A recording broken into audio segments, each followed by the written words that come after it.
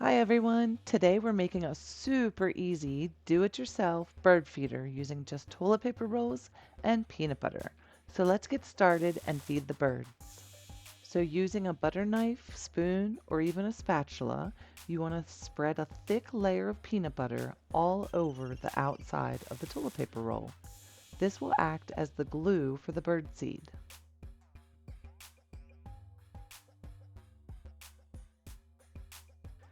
Next, you want to roll the peanut butter coated toilet paper roll into the bird seed, pressing gently to ensure the seeds stick to the peanut butter.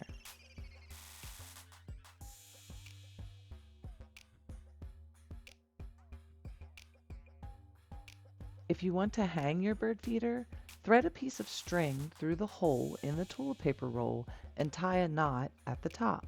This will allow you to hang it from a tree branch or a hook.